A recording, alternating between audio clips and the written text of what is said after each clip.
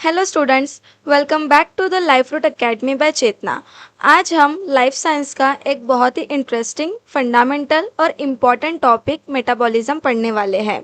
अगर आप BSc, MSc, NET, SET, PhD या किसी भी life science related competitive examination की प्रिपरेशन कर रहे हैं तो ये मेटाबॉलिज्म टॉपिक आप कभी भी इग्नोर नहीं कर सकते। एक्चुअली इंटरेस्टिंग बात यह है कि मेटाबॉलिज्म ये कोई अलग से चैप्टर नहीं है। आगे जाकर जब आपको फोटोसिंथेसिस, रेस्पिरेशन, लिपिड मेटाबॉलिज्म हो, प्रोटीन मेटाबॉलिज्म हो, कार्बोहाइड्रेट मेटाबॉलिज्म या किसी भी प्लांट मेटाबॉलिज्म के बारे में हो, मतलब कि मेटाबॉलिज्म का चैप्टर जो बायोकेमिस्ट्री का वन ऑफ द पार्ट है, उसको पढ़ने के लिए सबसे पहले आपके मेटाबॉलिज्म के कंसेप्ट्स क्लियर होने चाहिए। एग्जामिनेशन में मेटाबॉलिज्म से रिलेटेड बहुत से क्वेश्चंस आते हैं, वो फिर डेफिनेशन हो, शॉर्ट आंसर हो, लॉन्ग आंसर हो, कंसेप्चुअल क्वेश्चंस हो। तो मेटाबॉलिज्म अगर आपका स्ट्रांग है तो आप एग्जामिनेशन में अच्छे मार्क्स स्कोर कर सकते हैं। अगर आपका मेटाबॉलिज्म स्ट्रांग है तो आप लाइफ साइंस के जो भी एडवांस टॉपिक्स है उसको ऑटोमेटिकली समझ सकते हैं। आज हम इस वीडियो में जानेंगे व्हाट इज मेटाबॉलिज्म, मेटाबॉलिज्म की साइंटिफिक डेफिनेशन क्या है, मेटाबोलाइट्स क्या होते हैं, मेटाबोलाइट्स के टाइप्स क्या क्या होते हैं, मेटाबॉलिक पाथवे क्या है, मेटाबॉलिक पाथवे कौन कौन से टाइप्स के होते हैं, मेटाबॉलिज्म का इम्पोर्टेंस क्या है, मेटाबॉलिज्म के जो पाथवे हैं, catabolic pathway, anabolic pathway, एम्फीबोलिक pathway, और मेटाबॉलिज्म के दूसरे टाइप्स जो है, प्राइमरी मेटाबॉलिज्म, सेकेंडरी मेटाबॉलिज्म, उनके टाइप्स, उनके फंक्शंस, उनका कैरेक्टरिस्टिक्स, मेटाबॉलिज्म का कैरेक्टरिस्टिक्स, और mostly why the metabolism is important for us, ये सारे टॉपिक्स आज हम इस वीडियो में क्लियर करने वाले हैं। तो स्टूडेंट्स, वीडियो के एंड तक आपको मेटाबॉलिज्म का पूरा कंसेप्ट क्लियर हो जाएगा। पर अगर आपने अभी तक हमारे चैनल को सब्सक्राइब नहीं किया है तो प्लीज़ हमारे चैनल को सब्सक्राइब कीजिए। अगर आपको एंड में ये वीडियो अच्छी लगे तो वीडियो को लाइक करें, कोई डाउट हो तो कमेंट करें और अपने फ्रेंड्स के साथ शेयर करें। साथ ही साथ बेल आइकन पर क्लिक करके नोटिफिकेशन ऑन कर लीजिए। तो चलिए स्टूडेंट्स, विदाउट डिले शुरू करते हैं आज का लेक्चर मेटाबॉलिज्म। तो चलिए अब शुरू करते हैं आज का topic metabolism. What is metabolism? Metabolism is the sum total of all enzyme catalyzed biochemical reaction occurring within a living organism। यहाँ कहा गया है sum total of all. Sum total का मतलब है सभी रिएक्शंस का टोटल कलेक्शन, यानी मेटाबॉलिज्म कोई एक रिएक्शन नहीं है। बॉडी में thousands of biochemical reactions continuously चलती रहती है। इन सभी रिएक्शंस को मिलाकर मेटाबॉलिज्म कहा जाता है। कौन सी रिएक्शंस? बायोकेमिकल रिएक्शन मतलब क्या? मतलब कि जो भी केमिकल रिएक्शंस बॉडी में हो रही है, जैसे एनर्जी बन रही है in the form of ATP, glucose का ब्रेकडाउन हो रहा है, प्रोटीन का सिंथेसिस होना, लिपिड्स का बनना, डीएनए और आरएनए सिंथेसिस होना, एटसेट्रा एटसेट्रा। ऐसे अनगिनत रिएक्शंस बायोकेमिकल रिएक्शंस है जो हमारे बॉडी में और सेल में चलती रहती है। इन सबका सम टोटल मेटाबॉलिज्म कहलाता है। होप आपको मेटाबॉलिज्म का मतलब मेनली डेफिनेशन समझ गया होगा। मेटाबॉलिज्म सिर्फ ह्यूमंस में नहीं होता बल्कि प्लांट्स में भी होता है, एनिमल्स में भी होता है, फंजाई में होता है, बैक्टीरिया में होता है, प्रोटोजोआ में होता है, यानी हर लिविंग ऑर्गेनिज्म मेटाबॉलिज्म परफॉर्म करता है। एक्चुअली मेटाबॉलिज्म ही लिविंग और नॉन लिविंग के बीच एक मेजर डिफरेंस क्रिएट करता है। मतलब कि अगर कोई लिविंग ऑर्गेनिज्म है तो उसका मेन क्राइटेरिया, जैसे हम बोलते हैं कि लिविंग ऑर्गेनिज्म रिस्पायर कर सकता है, खाना खा सकता है, चल सकता है, तो मेटाबॉलिज्म ये भी वन ऑफ द क्राइटेरिया है to differentiate living organism and non living organism. Dead cell जो नॉन लिविंग सेल्स है वो मेटाबॉलिज्म परफॉर्म नहीं करती और लिविंग सेल मेटाबॉलिज्म परफॉर्म करती है। सो मेटाबॉलिज्म प्रोड्यूसेस एनर्जी। मेन काम है मेटाबॉलिज्म का एनर्जी प्रोड्यूस करना। सेल्स को हर काम के लिए एनर्जी चाहिए होती है, ग्रोथ के लिए हो, मूवमेंट के लिए हो, ट्रांसपोर्ट के लिए हो या फिर सेल डिवीजन के लिए हो। ये एनर्जी एटीपी के फॉर्म में स्टोर होती है, जो एटीपी सेल की एनर्जी करेंसी कहलाती है। जब एटीपी ब्रेकडाउन होता है तब एनर्जी रिलीज होती है जो सेलुलर एक्टिविटीज को चलाती है। तो ये जो एटीपी है वो मेटाबॉलिज्म से ही बनती है, That's why we say that the metabolism produces energy in the form of ATP. Second, it builds biomolecules. Metabolism जो है वो नए मॉलिक्यूल्स भी बनाता है, प्रोटीन बनाता है, लिपिड्स बनाता है, कार्बोहाइड्रेट, न्यूक्लिक एसिड, जो भी बायोमोलिक्यूल्स है। बायोमोलिक्यूल्स पर एक अलग से वीडियो में मैं जल्द ही अपने चैनल पर पब्लिश करने वाली हूँ, तो स्टे ट्यून फॉर दैट। ये जो बायोमोलिक्यूल्स हैं वो अपने लाइफ के लिए बहुत ज़्यादा इम्पॉर्टेंट है, और ये मॉलिक्यूल्स बॉडी और सेल की स्ट्रक्चर और फंक्शनिंग के लिए भी बहुत ज़्यादा इम्पॉर्टेंट है। फॉर एग्जाम्पल, अगर प्लांट सेल वॉल के लिए सेलुलोज बनाना है, प्रोटीन बनाना है, या फिर हमारे बॉडी के लिए डीएनए बनाना है, ये सब मेटाबॉलिज्म के थ्रू ही होता है। Third, it break down compound. अगर मेटाबॉलिज्म से कॉम्प्लेक्स मॉलिक्यूल जो बायोमॉलिक्यूल है वो बन रहे हैं, तो मेटाबॉलिज्म उसके अपोजिट भी काम करता है, वो कंपाउंड का ब्रेकडाउन भी करता है। फॉर एग्जाम्पल, फूड के कार्बोहाइड्रेट को ग्लूकोज में तोड़ना। जब हमारे बॉडी में डाइजेशन होता है तो जो भी कार्बोहाइड्रेट्स हमारे बॉडी में एज अ फूड हमारे बॉडी में एंटर करता है, उसको तोड़ के वो ग्लूकोज बनाता है by the process of metabolism. Fourth, it maintains life. Ultimately metabolism ये सारे प्रोसेस करके अपने लाइफ को मेंटेन कर रहा है, ग्रोथ कर रहा है, development, repair, reproduction, response to environment, homeostasis, ये सब मेटाबॉलिज्म से ही होता है। So in short, metabolism life का बेसिस है। इन रियलिटी अगर मेटाबॉलिज्म रुक जाए तो लाइफ भी रुक जाएंगी। किसी भी लिविंग ऑर्गेनिज्म के अंदर जो भी एक्टिविटीज चल रही है उनके पीछे मेटाबॉलिज्म का ही रोल होता है। अब मेटाबॉलिज्म कहाँ कहाँ होता है, जैसे एग्जांपल्स में देखेंगे तो photosynthesis, respiration, protein synthesis, lipid synthesis, ये सारे जो एग्जांपल हैं वो वहाँ जो भी रिएक्शंस या पाथवेज हो रहे हैं वो मेटाबॉलिज्म का ही पार्ट है। Students, cell actually similar to the factory. अगर मैं आपसे पूछूं कि एक फैक्ट्री में कौन सा काम होता है, यानी क्या होता है, तो फैक्ट्री में रॉ मटेरियल्स आते हैं, उनकी प्रोसेसिंग होती है, नए प्रोडक्ट्स बनते हैं, पैकेजिंग होती है, एनर्जी यूज़ होती है, और वेस्ट मटेरियल है जो बाहर निकल जाते हैं। इंटरेस्टिंगली हमारी सेल्स भी बिल्कुल इसी तरह काम करती है। So we can say that cell functions like tiny biochemical factories. मतलब कि हर सेल एक छोटी सी बायोकेमिकल फैक्ट्री की तरह काम करती है, वो भी continuously. In every cell each second कोई ना कोई बायोकेमिकल रिएक्शन चल रही होती है। तो मॉलिक्यूल्स आर कंटिन्यूअसली सिंथेसाइज्ड, जो मॉलिक्यूल्स है वो कंटिन्यूअसली बनते जा रहे हैं। मॉलिक्यूल्स आर कंटिन्यूअसली डिग्रेडेड, अगर ज़रूरत पड़े तो मॉलिक्यूल्स डिग्रेड भी हो रहे हैं, मतलब कि ब्रेक डाउन हो रहे हैं। And molecules are transferred into new compounds, molecules का कन्वर्जन भी हो रहा है, एक दूसरे में ट्रांसफॉर्मेशन भी हो रहा है। मेटाबॉलिज्म एक स्टैटिक प्रोसेस नहीं है, ये एक डायनामिक प्रोसेस है। डायनामिक का मतलब कंटिन्यूअसली चलने वाले, कंटिन्यूअसली चेंजिंग प्रोसेस है। हर सेकंड कुछ मॉलिक्यूल्स बन रहे हैं, कुछ टूट रहे हैं, तो कुछ ट्रांसफॉर्म हो रहे हैं। मुझे नहीं लगता अब आपको मेटाबॉलिज्म के बेसिक इंट्रोडक्शन में कोई भी डाउट है। अगर आपको ये समझ गया है तो आगे चलते हैं। अगर ग्लूकोज से स्टार्च बन रहा है तो वो मॉलिक्यूल सिंथेसाइज हो रहा है, स्टार्च मॉलिक्यूल सिंथेसाइज हो रहा है, और अगर स्टार्च ग्लूकोज में कन्वर्ट हो रहा है तो स्टार्च का ब्रेकडाउन होके वो ग्लूकोज में कन्वर्ट हो रहा है। वैसे ही अमाइनो एसिड से प्रोटीन बनना, फैटी एसिड से लिपिड बनना, या प्रोटीन और लिपिड का ब्रेकडाउन होकर अमाइनो एसिड और फैटी एसिड बनना, ये सारे मेटाबॉलिज्म के ही रिएक्शन का पार्ट है। अगर आपको ये समझ गया है तो आगे चलते हैं, मेटाबोलाइट्स को समझते हैं।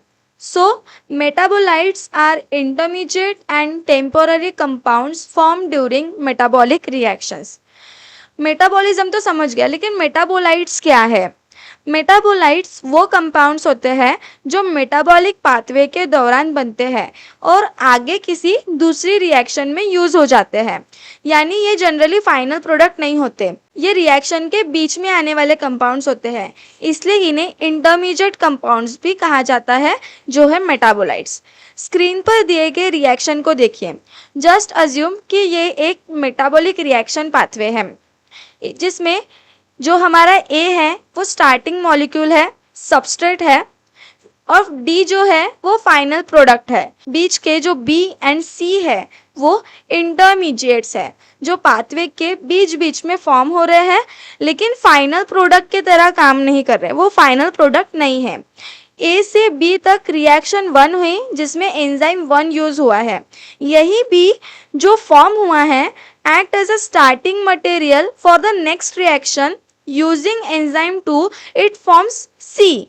उसी बी से सेकंड रिएक्शन में सी बन रहा है जो फिर से यूज हुआ in third reaction in the presence of enzyme 3 and finally हमारा फाइनल प्रोडक्ट डी बना। तो ये जो इन मिडल बी एंड सी बन रहे हैं जो टेम्पररी है, जो परमानेंट फाइनल प्रोडक्ट नहीं है, जो आगे के रिएक्शन में एज अ सबस्ट्रेट काम कर रहे हैं and most importantly temporary nature के हैं, परमानेंट नहीं है, उसे हम मेटाबोलाइट्स कहेंगे। अब ये पाथवे देखिए, ये एज ए एग्जाम्पल देखिए ग्लाइकोलिसिस पाथवे है जिसमें glucose is a starting material, starting molecule जो फाइनल प्रोडक्ट पायरुवेट में कन्वर्ट हुआ है। लेकिन ग्लूकोज से पायरुवेट में कन्वर्ट करने के लिए बीच में कितने सारे इंटरमीडिएट्स फॉर्म हुए हैं, glucose 6 phosphate, fructose 6 phosphate, fructose 1,6 bis phosphate using different enzymes. जैसे ग्लूकोज से ग्लूकोज 6 फॉस्फेट बन रहा है तो हेक्सोकाइनेस यूज हो रहा है। ऐसे पूरे पाथवे में इंटरमीडिएट्स बनते जा रहे हैं यूजिंग डिफरेंट डिफरेंट एंजाइम्स। तो ये जो इंटरमीडिएट्स है यही इनको ही हम मेटाबोलाइट्स कहते हैं।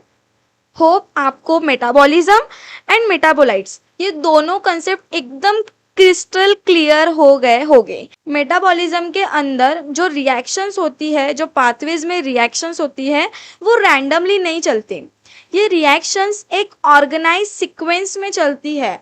मतलब ऐसा नहीं कि कोई भी एंजाइम आ गया, कोई भी प्रोडक्ट बन गया, फिर वो प्रोडक्ट कुछ भी मतलब काम करे, ऐसा नहीं होता है।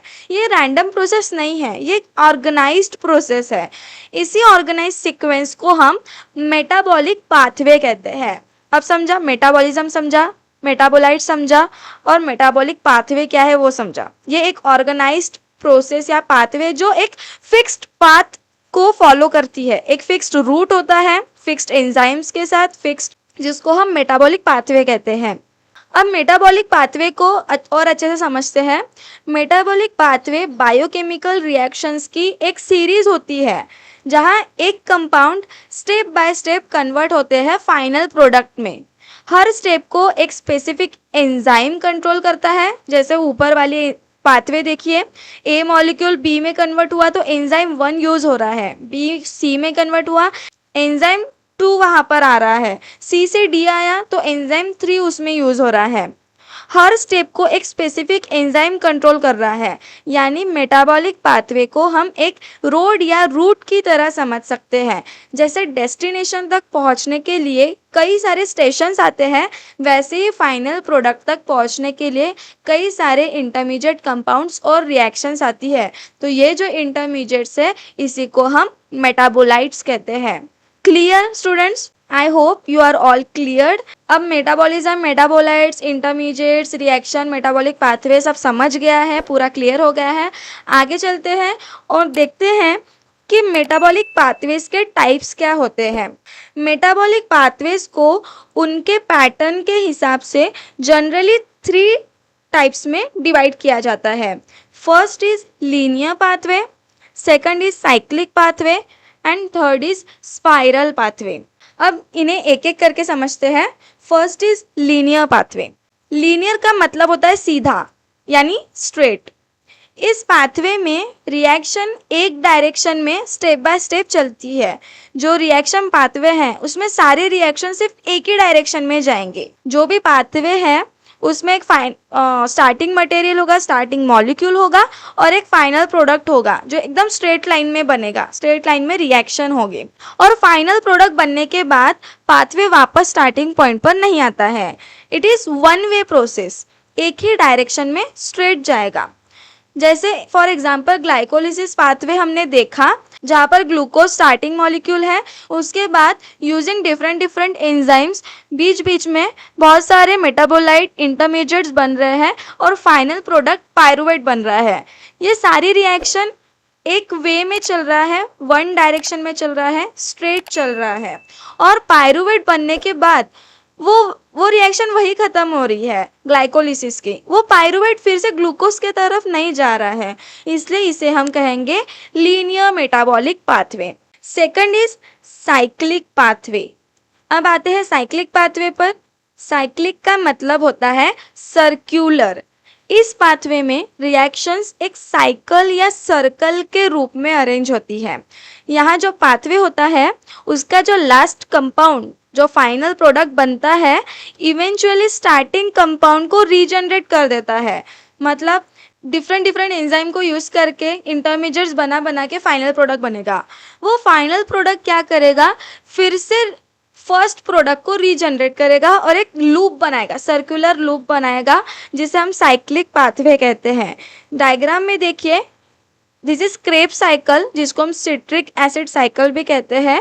ये एक साइक्लिक पाथवे का सबसे फेमस एग्जाम्पल है, क्योंकि यहाँ पर साइकिल की जो साइक्लिक पाथवे की जो शुरुआत है वो एसिटिल कोएंजाइम ए से होती है, और फिर ये acetyl coenzyme A oxalo acetate के साथ मिलकर साइट्रेट बनाता है, और फिर कई सारे इंटरमीडिएट्स बनते हैं, जैसे isocitrate, alpha ketoglutarate, succinyl coenzyme A. ऐसे करते करते लास्ट में साइकिल के एंड में फिर से ऑक्सैलो एसिटेट रीजनरेट हो जाता है, यानी साइकिल दोबारा चलने के लिए रेडी हो जाती है।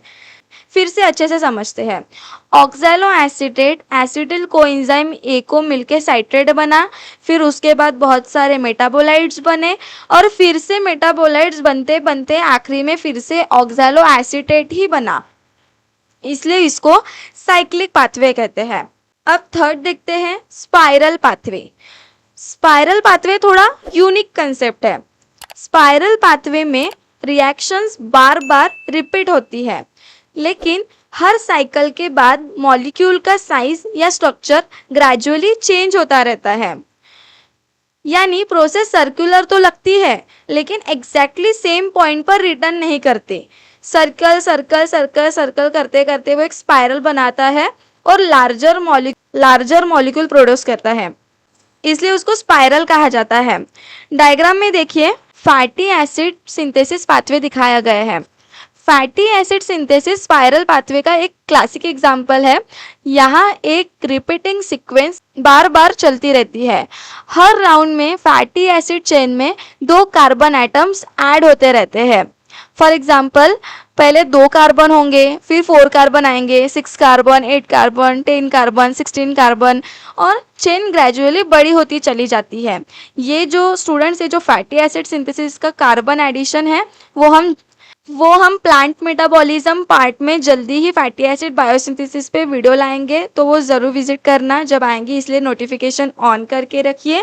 तो एसिड की चेन ग्रेजुअली बड़ी होती जाती है, यानी रिएक्शंस रिपीटेड होती जाती है, लेकिन प्रोडक्ट जो है वो हर राउंड में बदल रहा है। इसी वजह से इसे स्पाइरल पाथवे कहा जाता है। स्टेप्स है वो रिपीट होते रहते हैं, लेकिन मॉलिक्यूल प्रोग्रेसिवली ग्रो करता रहता है। स्टूडेंट्स, ये क्वेश्चन जो है वो नेट सेट CUET एग्जाम में पूछा जाता है। Which one is the example of spiral metabolic pathway, या फिर लीनियर पाथवे और साइक्लिक पाथवे का एग्जाम्पल बताओ, तो उसका आंसर आपको आना चाहिए। ये टॉपिक बहुत छोटा है, सबको लगता है मेटाबॉलिज्म की डेफिनेशन समझ ली, बस कंप्लीट हो गया मेटाबॉलिज्म, हो गया हमारा मेटाबॉलिज्म, बट ऐसा बिल्कुल नहीं है। स्टूडेंट्स, मेटाबॉलिज्म बेसिक है बट मोस्ट इम्पॉर्टेंट टॉपिक है, जो आपको आगे के वीडियो में भी समझ में आ जाएगा। आगे चलते हैं और डिस्कस करते हैं characteristics of metabolism. Characteristics of metabolism में फर्स्ट कैरेक्टरिस्टिक है एंजाइम कंट्रोल्ड। सबसे मेटाबॉलिज्म इज एंजाइम कंट्रोल, मतलब स्टूडेंट्स, मेटाबॉलिज्म की लगभग हर रिएक्शन एंजाइम की हेल्प से होती है। एंजाइम जो है वो प्रोटीन्स होते हैं, बायोलॉजिकल कैटालिस्ट होते हैं, जो रिएक्शन को स्पीड अप करते हैं। उसका में एंजाइम यूज होता है, तो वो उसको फास्ट कराती है, जल्दी कराती है। तो जो भी मेटाबॉलिज्म में रिएक्शन होते हैं, जो भी पाथवेज होते हैं, उसमें एंजाइम इसलिए यूज होता है। विदाउट एंजाइम मेटाबॉलिक रिएक्शंस बहुत स्लो हो जाएगी और ऑर्गेनिज्म सर्वाइव नहीं कर पाएंगे। It is highly organised. पहले भी हमने बात की कि मेटाबॉलिज्म की प्रोसेस ऐसे रैंडमली नहीं होती है, ये एक स्टेप फॉलो करती है, एक रूट फॉलो करती है।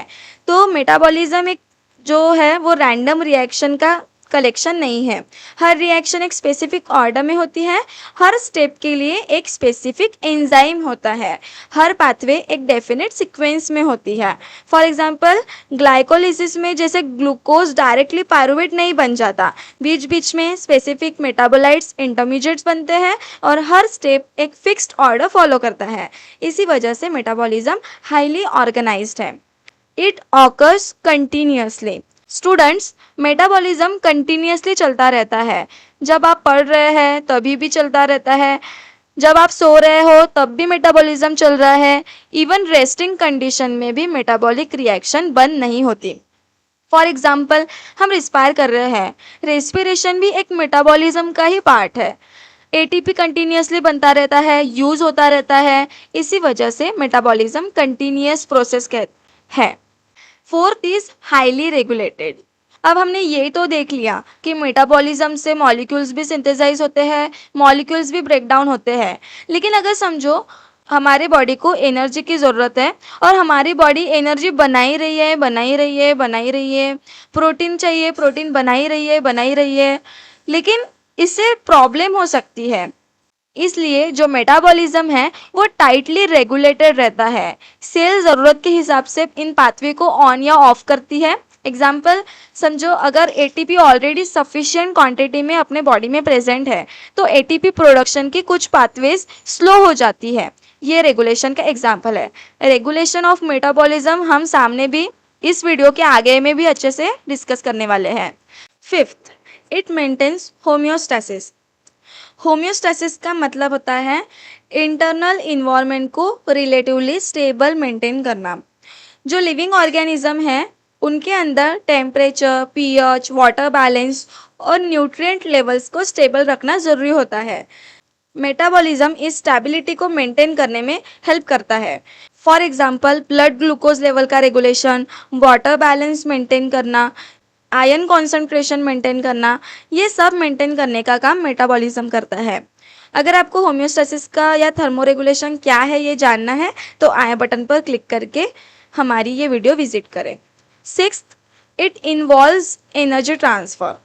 मेटाबॉलिज्म में एनर्जी का ट्रांसफ़र लगातार होता रहता है। कुछ रिएक्शंस एनर्जी रिलीज करती है, कुछ रिएक्शंस एनर्जी कंज्यूम करती है। जैसे अगर रेस्पिरेशन की प्रोसेस हो रही है या कोई कंपाउंड ब्रेकडाउन हो रहा है तो इस कंडीशन में एनर्जी रिलीज होती है। लेकिन अगर कोई कंपाउंड बन रहा है, सिंथेसिस हो रहा है, जैसे प्रोटीन सिंथेसिस हो, कार्बोहाइड्रेट सिंथेसिस हो, तो यहाँ एनर्जी कंज्यूम होगी। यानी मेटाबॉलिज्म एनर्जी ट्रांसफॉर्मेशन और ट्रांसफर का प्रोसेस है। Seventh, it is essential for survival. Students, हमने तो देखा ही है कि मेटाबॉलिज्म की वजह से बहुत सारी प्रोसेसेस हमारी बॉडी में चल रही है। सो अल्टीमेटली मेटाबॉलिज्म के बिना लाइफ पॉसिबल बिल्कुल भी नहीं है। जो हमारे बॉडी में growth, repair, reproduction, movement, response to environment, homeostasis, ये सब मेटाबॉलिज्म पर ही डिपेंड करते हैं। अगर मेटाबॉलिज्म परमानेंटली स्टॉप हो जाए तो ऑर्गेनिज्म की डेथ हो जाएगी। इसीलिए मेटाबॉलिज्म सर्वाइवल के लिए इसेंशियल है। 8 is dual nature, anabolism and catabolism. ये बहुत इंपॉर्टेंट कैरेक्टरिस्टिक है। मेटाबॉलिज्म के दो मेजर एस्पेक्ट्स होते हैं, एनाबॉलिज्म एंड कैटाबॉलिज्म, जिसमें एनाबॉलिज्म सिंपल मॉलिक्यूल्स से कॉम्प्लेक्स मॉलिक्यूल बनाता है और कैटाबॉलिज्म में कॉम्प्लेक्स मॉलिक्यूल को तोड़कर सिंपल मॉलिक्यूल्स में कन्वर्ट करते हैं। तो स्टूडेंट, दोनों प्रोसेस साइमल्टेनियसली चलती रहती है, जो हम इस वीडियो में आगे में समझने वाले हैं। 9th is specific pathway sequences. Metabolic reaction जो है वो एक स्पेसिफिक सीक्वेंस फॉलो करती है। हर रिएक्शन के बाद नेक्स्ट रिएक्शन होती है, कोई भी स्टेप रैंडमली स्किप नहीं होता। 10th, it is dynamic steady state. ये थोड़ा इंपॉर्टेंट कंसेप्ट है, क्योंकि स्टूडेंट्स, डायनेमिक स्टेडी स्टेट का मतलब है मॉलिक्यूल्स कंटिन्यूसली बन भी रहे हैं और टूट भी रहे हैं, लेकिन ओवरऑल बैलेंस, एक स्टैटिक बैलेंस मेंटेन रहता है। फॉर एग्जांपल, बॉडी में प्रोटीन कंटिन्यूसली सिंथेसाइज भी होते हैं और डिग्रेड भी होते हैं, लेकिन total protein level relatively stable रहता है। 11th is it is highly responsive to environment. Metabolism environment के चेंजेस के अकॉर्डिंग एडजस्ट कर सकता है. जो ऑर्गेनिज्म है वो कॉन्स्टेंटली इन्वायरमेंट को सेंस करते हैं और अपना मेटाबॉलिज्म मॉडिफाई करते हैं. इन प्लांट्स लाइट इंटेंसिटी बदलने पर फोटोसिंथेसिस की रेट चेंज हो जाती है. और अगर ह्यूमंस का एग्जांपल्स देखें तो जैसे हम फास्ट करते हैं तो फास्टिंग के दौरान मेटाबॉलिज्म एनर्जी कंजर्वेशन मोड में शिफ्ट हो जाता है. यानी मेटाबॉलिज्म जो है वो इन्वायरमेंटल कंडीशन के अकॉर्डिंग हाईली रिस्पॉन्सिबल होता है, वो अकॉर्डिंगली चेंज होता रहता है. मेटाबॉलिज्म की प्रोसेस हो तो रही है, लेकिन अगर ये प्रोसेस अनकंट्रोल्ड हो गई, मतलब कि फॉर एग्जाम्पल जितनी मर्जी कोई मॉलिक्यूल सिंथेसाइज हो गया, जितनी मर्जी कोई मॉलिक्यूल्स ब्रेक डाउन हो रहा है या फिर प्रोटीन बनता ही जा रहा है बनता है, जैसे हमने पहले बात की, तो इस वजह से क्या हो सकता है, हमारा सेल डैमेज हो सकता है. इसलिए मेटाबॉलिज्म को बहुत केयरफुली रेगुलेट किया जाता है. मेटाबॉलिक रेगुलेशन का मतलब है सेल के अंदर मेटाबॉलिक रिएक्शन की स्पीड और डायरेक्शन को कंट्रोल करना. सिंपल वर्ड्स में कब रिएक्शंस चलनी है, कितनी चलनी है और कब रुकनी है, ये सब रेगुलेशन डिसाइड करता है. तो जितना मेटाबॉलिज्म इम्पॉर्टेंट है उतना ही उसका रेगुलेशन भी इम्पॉर्टेंट है. Metabolism is carefully regulated through amount of enzymes. More enzymes, faster reaction. Students, जितना ज़्यादा एंजाइम्स प्रेजेंट होंगे, हमने देखा मेटाबॉलिक पाथवेज में डिफरेंट एंजाइम्स वर्क कर रहे हैं, तो जहाँ पर एंजाइम्स प्रेजेंट है वहाँ पर ऑब्वियसली रिएक्शन फास्ट होने वाली है, क्योंकि एंजाइम का काम ही वही है. तो अगर एंजाइम्स कम होंगे तो रिएक्शन स्लो हो जाएंगी. तो इस वजह से जो मेटाबॉलिज्म है वो रेगुलेट हो रहा है. अगर रिएक्शन जल्दी करानी है तो एंजाइम वहाँ पे डालेंगे, अगर रिएक्शन स्लो करानी है तो वही एंजाइम का लेवल कम कर देंगे. तो इससे मेटाबॉलिज्म जो है वो कंट्रोल में रहेंगी. Next is enzyme activity, activation और इनहिबिशन ऑफ एंजाइम. स्टूडेंट्स, कभी कभी एंजाइम प्रेजेंट तो होता है लेकिन एक्टिव नहीं होता, और कभी एंजाइम्स को एक्टिवेट या इनहिबिट किया जा सकता है. इसी को एंजाइम एक्टिविटी रेगुलेशन कहते हैं. जब एंजाइम एक्टिवेट होता है तो रिएक्शन फास्ट हो जाती है, और जब एंजाइम इनहिबिट होता है तो रिएक्शन स्लो या स्टॉप हो जाती है. फॉर एग्जाम्पल, अगर सेल में एटीपी की क्वांटिटी ऑलरेडी बहुत ज़्यादा है तो ग्लाइकोलिसिस के कुछ एंजाइम इनहिबिट हो जाते हैं, क्योंकि सेल को और एटीपी की ज़रूरत नहीं है. इससे क्या होता है, अननेसेसरी एनर्जी प्रोडक्शन रुक जाता है. ये मेटाबॉलिक रेगुलेशन का वन ऑफ द वे है, एंजाइम एक्टिविटी, एक्टिवेशन और इनहिबिशन ऑफ एंजाइम्स. अब तीसरा फैक्टर है students, availability of substrate. Substrate reaction का स्टार्टिंग मटेरियल होता है. अगर सबस्ट्रेट ही अवेलेबल नहीं होगा तो क्या एंजाइम प्रोसेस करेगा? बिल्कुल नहीं. No substrate, no reaction. अब राइट साइड के डायग्राम को देखिए, यहाँ एंजाइम दिया है और सबस्ट्रेट दिया है. एंजाइम पर एक स्पेशल रीजन होता है जिसे हम एक्टिव साइट कहते हैं.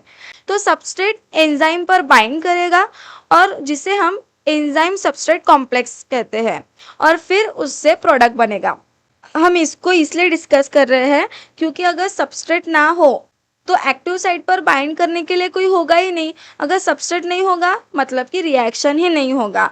और अगर सबस्ट्रेट है, एंजाइम है, लेकिन जो एक्टिव साइट है और सबस्ट्रेट का शेप है, अगर वो ही डिफरेंट हो, एक दूसरे पर फिक्स ना हो, तो भी रिएक्शन पॉसिबल नहीं है. तो इस प्रिंसिपल पर मेटाबॉलिज्म का बहुत सारा रेगुलेशन बेस्ड होता है. Fourth is hormonal control. Growth regulators influences metabolism. Metabolism को हार्मोन्स भी रेगुलेट करते हैं. प्लांट्स में हार्मोन को ग्रोथ रेगुलेटर्स भी कहा जाता है. ये मेटाबॉलिज्म को एक्टिवेट या सप्रेस कर सकते हैं. इन एनिमल्स इंसुलिन, ग्लूकागॉन, थायरोक्सिन जैसे हार्मोन्स मेटाबॉलिज्म को इन्फ्लुएंस करते हैं. और वैसे ही प्लांट्स में auxin, gibberellin, cytokinin, abscisic acid, ethylene, ये भी प्लांट मेटाबॉलिज्म और ग्रोथ को रेगुलेट करते हैं. For example, plant hormone gibberellin जो है वो सीड जर्मिनेशन के दौरान एंजाइम को एक्टिवेट करते हैं, जिससे स्टोर्ड फूड ब्रेक डाउन होना शुरू होता है. यहाँ हार्मोन इनडायरेक्टली मेटाबॉलिज्म को रेगुलेट कर रहा है, एक टाइप का सिग्नलिंग दे रहा है कि ये प्रोसेस चालू करना है. या फिर ये प्रोसेस अभी नहीं करना है। कौन कौन से वे से रेगुलेशन ऑफ मेटाबॉलिज्म हो रहा है? स्टूडेंट्स, मेटाबॉलिज्म को रेगुलेट करना इसलिए ज़रूरी है ताकि एनर्जी वेस्ट ना हो, रिसोर्स अननेसेसरी यूज़ ना हो, होम्योस्टैसिस मेंटेन रहे, सेल एनवायरनमेंट के अकॉर्डिंग एडजस्ट कर सके और ग्रोथ और डेवलपमेंट प्रॉपर तरीके से हो। अब स्टूडेंट्स, हमें समझ आ गया है कि मेटाबॉलिज्म को रेगुलेट कैसे किया जाता है, लेकिन मेटाबॉलिज्म के अंदर होने वाली सभी रिएक्शंस एक जैसी नहीं होती हैं। कुछ रिएक्शंस मॉलिक्यूल को बनाती है तो कुछ रिएक्शन उन्हें ब्रेक डाउन करती है, और कुछ कुछ रिएक्शंस ऐसी भी होती है स्टूडेंट्स जो दोनों काम करती है, सिंथेसिस का भी और ब्रेक डाउन का भी। तो इसी बेसिस पर मेटाबॉलिज्म को एनाबॉलिक, कैटाबॉलिक और एम्फीबॉलिक पाथवे में डिवाइड किया जाता है। तो आगे हम समझते हैं anabolic and catabolic pathway. First is anabolism वो प्रोसेस है जिसमें छोटे और सिंपल मॉलिक्यूल्स को जोड़कर बड़े और कॉम्प्लेक्स मॉलिक्यूल्स बनाए जाते हैं, यानी सिंथेसिस की प्रोसेस हो रही है। फॉर एग्जाम्पल, आपको पता है प्रोटीन अमीनो एसिड से बनता है, तो अमीनो एसिड स्मॉल मॉलिक्यूल्स है। ऐसे मेनी अमीनो एसिड पास आकर एक चेन बनाएंगे जिससे एक कॉम्प्लेक्स मॉलिक्यूल प्रोटीन बनेगा। यही एग्जाम्पल है एनाबॉलिज्म का, मतलब स्मॉल मॉलिक्यूल मिलकर एक कॉम्प्लेक्स मॉलिक्यूल फॉर्म कर रहे हैं। कॉम्प्लेक्स मॉलिक्यूल जब बनेगा तब एनर्जी कंज्यूम होगी, क्योंकि किसी भी कॉम्प्लेक्स मॉलिक्यूल को बनाने के लिए एनर्जी लगती है। By the anabolism important students, जो लिविंग ऑर्गेनिज्म कंटिन्यूसली ग्रो करते हैं उसके लिए नए सेल्स बनाने पड़ते हैं, डैमेज टिश्यू रिपेयर करने होते हैं, डीएनए रेप्लिकेट करना होता है, प्रोटीन बनाना होता है। ये सब एनाबॉलिक प्रोसेस की वजह से ही पॉसिबल होता है, इसलिए बॉडी में एनाबॉलिज्म इम्पॉर्टेंट है। कैरेक्टरिस्टिक्स ऑफ एनाबॉलिज्म अगर देखें तो it is constructive process. Anabolism को कंस्ट्रक्टिव प्रोसेस कहा जाता है क्योंकि ये सिंथेसाइज करने वाला प्रोसेस है, बनाने वाला प्रोसेस है, ये मॉलिक्यूल्स को सिंथेसाइज करता है। Next is it is energy consuming process. किसी भी चीज़ को बनाने के लिए एनर्जी की ज़रूरत है, जैसे हमने पहले भी बोला, वैसे ही सेल को भी मॉलिक्यूल्स बनाने के लिए एनर्जी चाहिए होती है। ये एनर्जी मोस्टली एटीपी से मिलती है, इसलिए एनाबॉलिज्म को एनर्जी कंज्यूमिंग प्रोसेस कहा जाता है। Third is it is endergonic process. ये टर्म्स एग्जाम में बहुत इंपॉर्टेंट है। What is endergonic? So endergonic reactions वो रिएक्शंस होती है जो बाहर से एनर्जी एब्जॉर्ब करती है, यानी रिएक्शन खुद से नहीं चलती, उसे एनर्जी इनपुट की ज़रूरत होती है, क्योंकि एनाबॉलिज्म मॉलिक्यूल्स बनाता है और एनर्जी कंज्यूम करता है, इसलिए एनाबॉलिज्म को एंडरगोनिक प्रोसेस कहा जाता है। एनाबॉलिज्म के एग्जाम्पल देखें तो photosynthesis, protein synthesis, DNA synthesis, cell wall formation, जहाँ भी कुछ तो भी बन रहा है या सिंथेसाइज हो रहा है तो वो एक एनाबॉलिज्म प्रोसेस है। फोटोसिंथेसिस का हमने रिएक्शन देखा होगा, 6CO2 6H2O, it combines and converted into C6H12O6 glucose plus 6O2। Students, यहाँ कार्बन डाइऑक्साइड और वाटर रिलेटिवली सिंपल मॉलिक्यूल्स हैं। प्लांट सनलाइट की एनर्जी यूज करके इन सिंपल मॉलिक्यूल्स को ग्लूकोज में कन्वर्ट करता है। तो ग्लूकोज एक कॉम्प्लेक्स ऑर्गेनिक मॉलिक्यूल है, यानी इस रिएक्शन में क्या हुआ, सिंपल मॉलिक्यूल से कॉम्प्लेक्स मॉलिक्यूल बना, इसलिए फोटोसिंथेसिस एनाबॉलिज्म का एक एग्जाम्पल है। अब स्टूडेंट्स, सेल में जो भी रिएक्शन या प्रोसेस हो रही है उसमें एनाबॉलिज्म हो रहा है तो वो एक एनाबॉलिक पाथवे फॉलो करता है, जिसे हम एनाबॉलिक पाथवे कहते हैं। अब एनाबॉलिज्म समझ गया, अब मेटाबॉलिज्म के दूसरे मेजर टाइप को समझते हैं, दैट इज कैटाबॉलिज्म।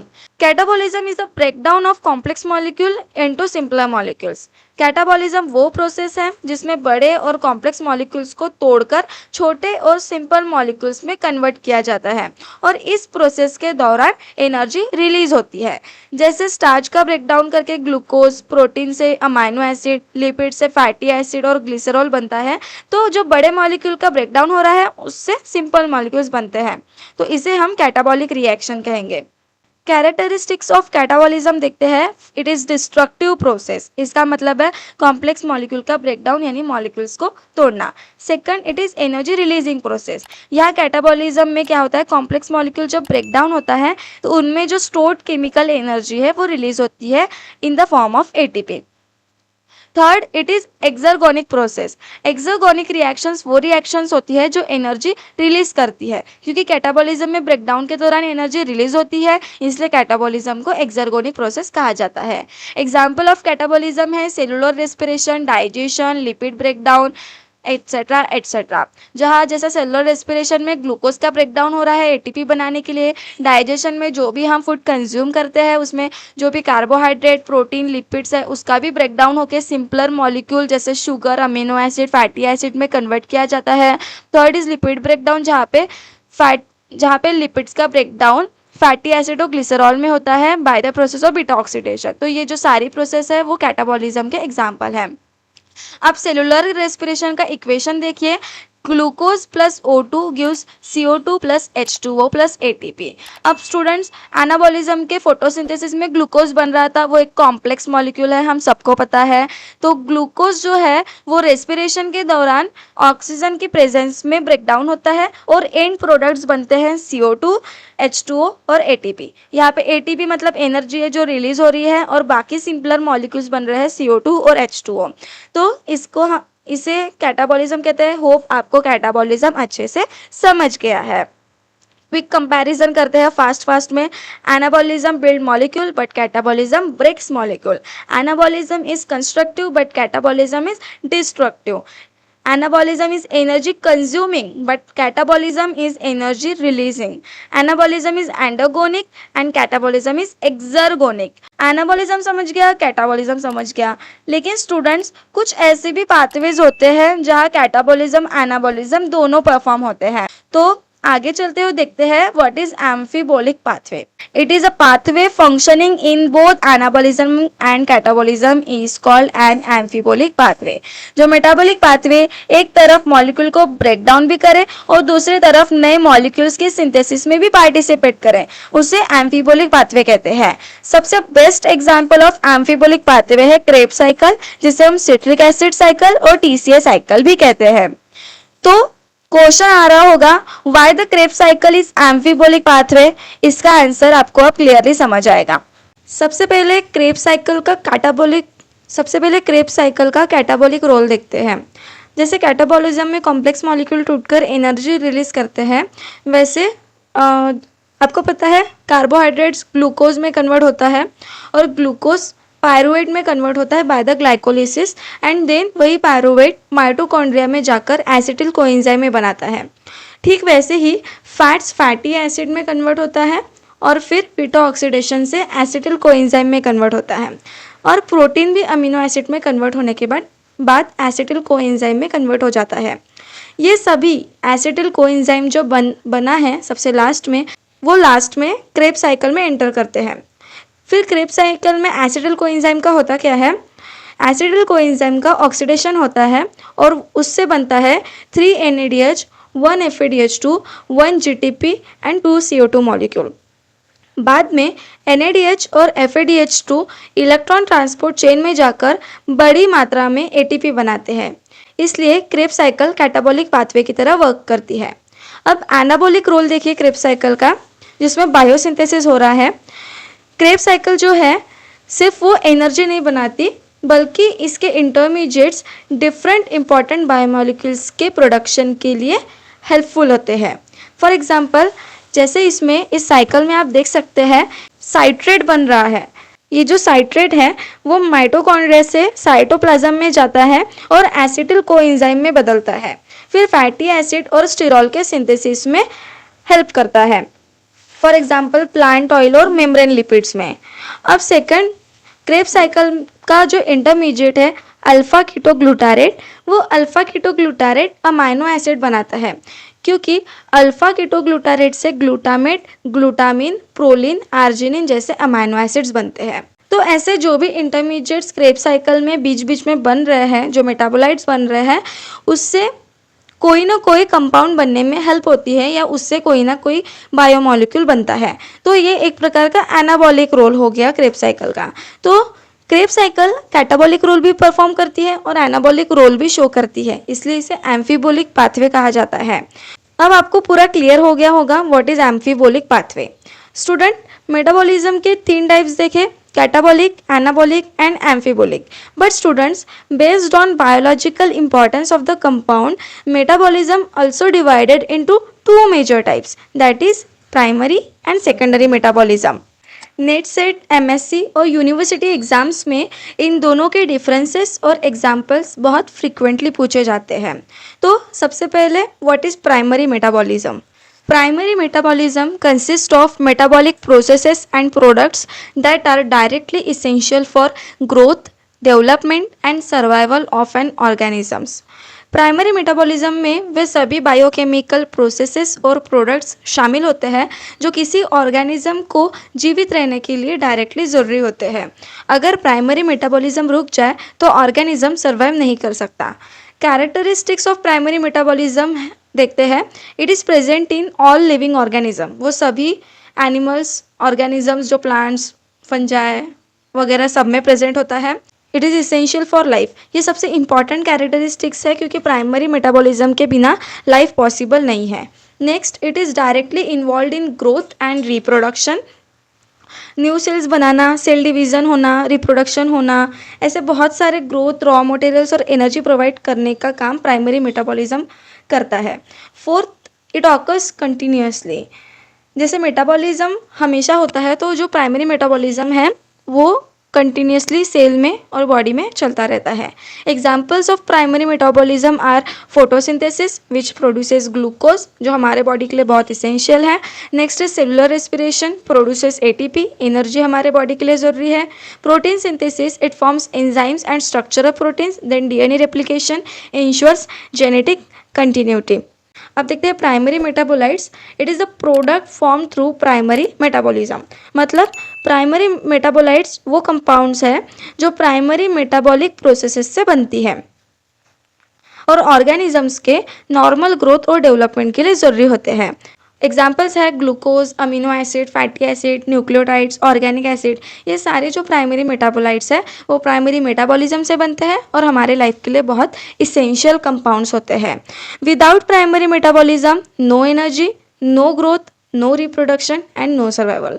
अगर प्राइमरी मेटाबॉलिज्म हमारे बॉडी में ना हो तो हमें ना एनर्जी मिलेगी, ना हमारे बॉडी की ग्रोथ होगी, ना रिप्रोडक्शन होगा, ना ही हम जी सकेंगे। अब प्राइमरी मेटाबॉलिज्म और प्राइमरी मेटाबोलाइट्स को डिटेल में समझ लिया, लेकिन प्लांट्स और माइक्रो ऑर्गेनिजम्स कई ऐसे कंपाउंड्स भी बनाते हैं डायरेक्ट सर्वाइवल के लिए ज़रूरी नहीं होते, लेकिन प्रोटेक्शन, डिफेंस और इकोलॉजिकल इंटरेक्शन में इंपॉर्टेंट रोल प्ले करते हैं। अब प्राइमरी मेटाबॉलिज्म जो परफॉर्म हो रहा है वो डायरेक्टली हमारे सर्वाइवल से रिलेटेड है। अगर प्राइमरी मेटाबॉलिज्म नहीं होगा, उसके कंपाउंड्स नहीं बनेंगे, प्राइमरी मेटाबोलाइट्स नहीं बनेंगे तो हमारा जो सर्वाइवल है वो डेंजर में आ जाएगा। लेकिन और एक मेटाबॉलिज्म होता है सेकेंडरी मेटाबॉलिज्म, जो सर्वाइवल के लिए नहीं होता, तो ऑर्गेनिज्म को वो एक्स्ट्रा क्वालिटीज़ देता है। Secondary metabolism produces compounds that are not directly required for normal growth and survival but provide ecological and adaptive advantages. वो हमारे प्रोटेक्शन, डिफेंस, कम्युनिकेशन और अडेप्टेशन में बहुत इंपॉर्टेंट रोल प्ले करते हैं।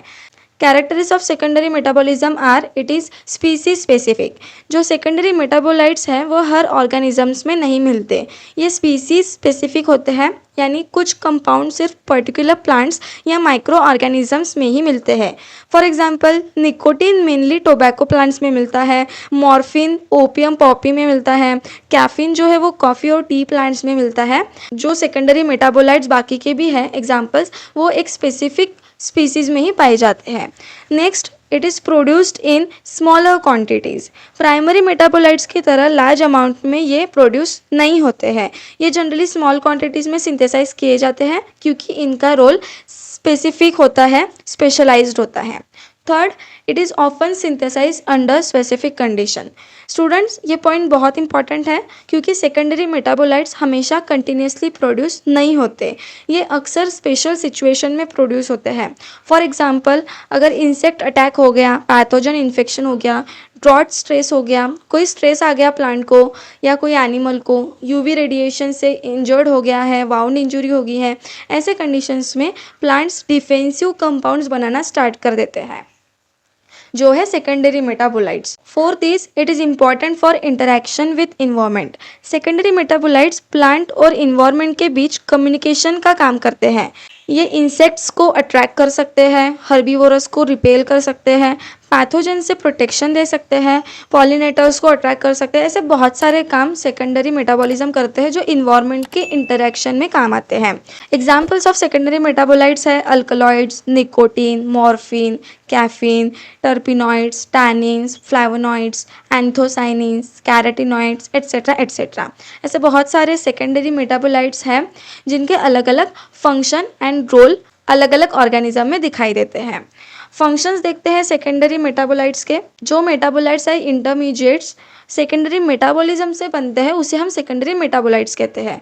तो उनके फंक्शंस हैं, first is defence against herbivores. Plant आप सबको पता है स्टूडेंट्स, प्लांट्स मूव नहीं कर सकते, इसलिए अपनी प्रोटेक्शन के लिए केमिकल्स बनाते हैं इन the form of secondary metabolites. For example nicotine है, टैनिन है, अल्कलॉइड है। इन सेकेंडरी मेटाबोलाइट्स की वजह से जो भी हर्बीवोरस है, घास खाने वाले जानवर हैं, वो दूर भाग जाते हैं, वो उस प्लांट को नहीं खाते।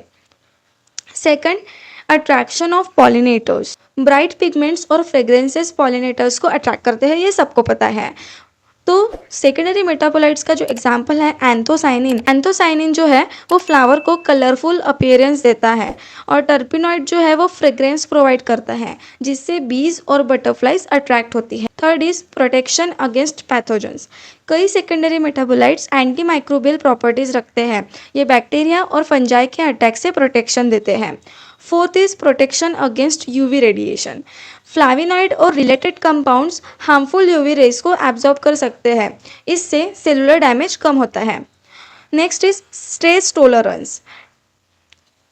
ऑर्गेनिज्म में या फिर प्लांट में जैसे drought, high temperature, salinity, oxidative stress, ऐसे बहुत सारे स्ट्रेसफुल कंडीशन आते हैं। इस कंडीशन में सेकेंडरी मेटाबोलाइट्स सर्वाइवल इम्प्रूव करते हैं। अगर हम human uses of secondary metabolites देखें, ह्यूमंस को सेकेंडरी मेटाबोलाइट्स का क्या क्या यूज़ है, तो स्टूडेंट ये सेकेंडरी मेटाबोलाइट्स का बहुत बड़ा और इम्पॉर्टेंट एप्लीकेशन है। आज के फार्मास्यूटिकल इंडस्ट्रीज़ का बहुत बड़ा हिस्सा सेकेंडरी मेटाबोलाइट्स पर बेस्ड है। जैसे सोर्सेस ऑफ मेडिसिन देखें तो मॉर्फिन एक पेन किलर की तरह काम करता है, क्यूनिन एंटी मलेरियल ड्रग में यूज़ होता है, एट्रोपिन भी मेडिसिन में यूज़ होता है, और टैक्सोल एंटी कैंसर ड्रग में यूज़ होता है। अगर सोर्सेस ऑफ डाइज की बात करें तो एंथोसाइनिन्स और फ्लाविनॉइड्स नेचुरल डाइज प्रोवाइड करते हैं। सोर्सेस ऑफ परफ्यूम्स है टर्पिनॉइड्स और इसेंशियल ऑयल्स जो परफ्यूम्स में यूज़ होते हैं। Example rose oil, lavender oil, जो भी इसेंशियल ऑयल्स है वो परफ्यूम्स में यूज़ होते हैं due to their. Sources of natural pesticides, कई plant secondary metabolites natural pesticide की तरह काम करते हैं। For example neem compound, neem में एक ऐसा कंपाउंड होता है, नीम ऐसा सेकेंडरी मेटाबोलाइट प्रोड्यूस करता है जो एक नेचुरल पेस्टिसाइड की तरह काम करता है। So now moving to the last part of this lecture, that is function और importance of metabolism. Do you think why the metabolism is essential? Metabolism is the fundamental process that enables life. Without metabolism, no organism can survive. Metabolism is the sum total of all chemical reactions occurring inside living organism, जो हमने पूरे lecture में अच्छे से समझा। It is essential because every life process depends directly or indirectly on metabolic activities. Without metabolism, life cannot exist. First importance is energy production. Metabolism converts food into usable energy. जो भी food है वो usable energy ATP में convert की जाती है। Next is growth and development. New cells, tissues and organs are form through metabolic activities by the anabolic processes. अलग अलग न्यू सेल्स, टिश्यूज बनते हैं. Third is synthesis of biomolecules. Metabolism helps in the formation of proteins, carbohydrates, lipids, DNA, RNA. These molecules form the structural and functional basis of life. ये जो biomolecules बनते हैं वो metabolism से बनते हैं, मेटाबॉलिक प्रोसेसेस से बनती है, और वो हमारी लाइफ के लिए बहुत इंपॉर्टेंट होती है as a structural and functional basis of life. Fourth is repair and maintenance. Damaged molecules and tissues are continuously repaired through metabolic processes. Example repair of damage cell membrane हो, replacement of old proteins हो, वो सब metabolism की वजह से होती है। Fifth and last is reproduction. Formation of reproductive cells and development of offspring require metabolic energy and biosynthesis. तो successful reproduction is impossible without continuous metabolic activity. Pollen formation in plants and gamete production in animals is only possible due to metabolism and metabolic activities. So metabolism is the foundation of life because it provides energy, synthesizes biomolecules, support growth and development, repairs and maintenance, and ultimately reproduction. After all this full lecture, we can conclude that metabolism is responsible for energy production, growth, maintenance, reproduction and adaptation, making it the foundation of life in all organisms. अब मुझे उम्मीद है कि metabolism का पूरा concept आपको clear हो गया होगा और एग्जाम के लिए भी आपकी मेटाबॉलिज्म और स्ट्रॉन्ग हो गई होगी। अगर आपको आज का वीडियो हेल्पफुल लगा हो तो वीडियो को लाइक करें, कमेंट करें, अपने फ्रेंड्स के साथ शेयर करें और चैनल को सब्सक्राइब करके बेल आइकन को क्लिक करना ना भूलिए। तो मिलते हैं और है नेक्स्ट वीडियो में और interesting life science related topic के साथ। Till then keep learning, keep growing. Thank you for watching.